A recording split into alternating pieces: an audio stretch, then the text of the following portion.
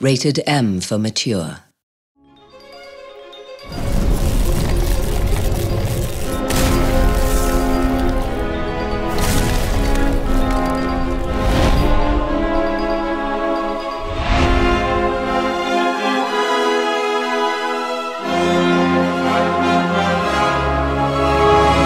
There's this tremendous amount of energy that's going into this project where people get so excited on a day-to-day basis, not only because we're the scope and the size of it, but also because we're crafting a new IP. The opportunity to design a fantasy world, an entirely new fantasy world, is really something I think not a lot of people in this business get to do. We didn't want this just to be another generic fantasy world. We really wanted to sing and show something that people hadn't seen before. One of the goals of the team has been to specifically say, oh, that's Reckoning.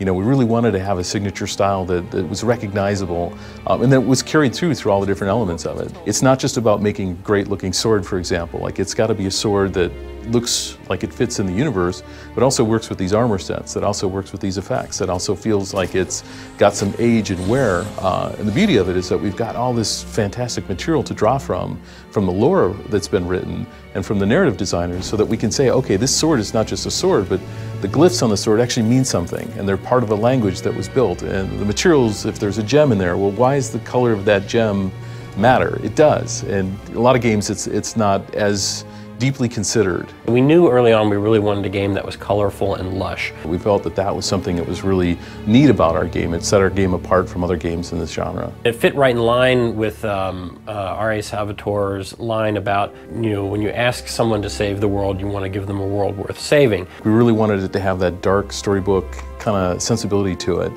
so that it wasn't trying to recreate reality. There was one piece that I did where it's sort of this large half-snake fish lady attacking a hero, and she's surrounded by these smaller kind of fishman soldiers, and they're in this swamp, and when you look at it, you can kind of tell, okay, there's a story here, and I want to know more about these creatures and these characters and what the environment is that they're in. There's two different directions that people generally take. Either really try to make it photoreal, or they try to design it, like design every element, and we went the second path. So the role of a concept artist is basically to take the initial ideas that come either out of brainstorming meetings or from designer documents, sort of visualize them in 2D. A lot of times it can be a lot more schematical, where we're literally doing drawings of characters from different angles so that the modelers can take those and do sort of a one-to-one translation. And other times it's really just sort of a way to inspire the team, and they're more of like look and feel type pieces. As an art director, a lot of what you're doing on a day-to-day basis is working and interfacing with not only the artists on the team, but also the designers and the engineers, and making sure that everything comes together as one cohesive piece. We really try to focus on making sure that when we're creating a piece of concept art, that it serves the goals and that it's sort of speaking to the process, as well as being a great image, right? And so we have to remember that not only are we making great looking images, but there has to be solid design behind it. A lot of it is trying to service the needs of the overall art in the project, but then also really taking a look at the design and what the narrative needs are, what the gameplay needs are at any particular point, and also keeping in mind the technical considerations and constraints of actually producing a game that we can put on a box that people can play. Not only do words tell the story of Amalur and the story of Reckoning, but the visuals tell stories.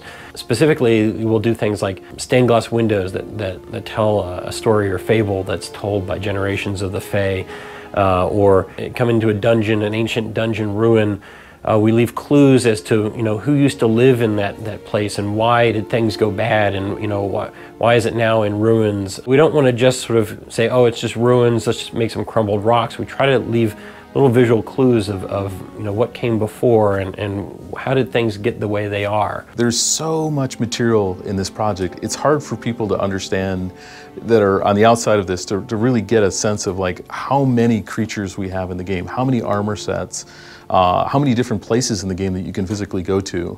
Some of the times we talk about this, it's like someone laying out an entire state, you know, like road by road, signpost by signpost, and making sure that all of it feels filled in and cool and cohesive and all put together. We don't want to just go, okay, you know, everybody knows what a troll looks like. We really want to think about the creature and the design of it from the ground up. One of the things that typically is difficult about putting large creatures into a game, you don't want it to look like you're just sort of hacking at their knees. We really wanted to bring the most important or most interesting part of the troll, which is his big, massive head, down closer to your level.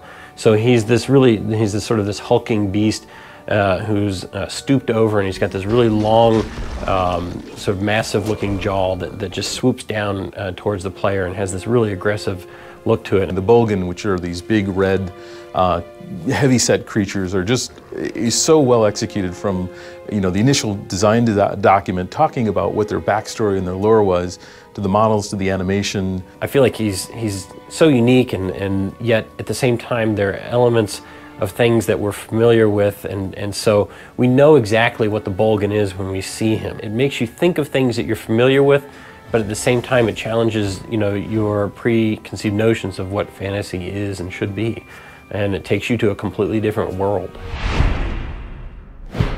A lot of games and movies today, you know, very little is left to the imagination of the viewer. And while, you know, there's a lot of really fun and exciting and amazing things in the world of Reckoning, we also want to leave them with this hint that it's all part of an even more massive and compelling world. One of the things that's been said a lot, you know, that there's this 10,000-year history that RA has developed. It really is there.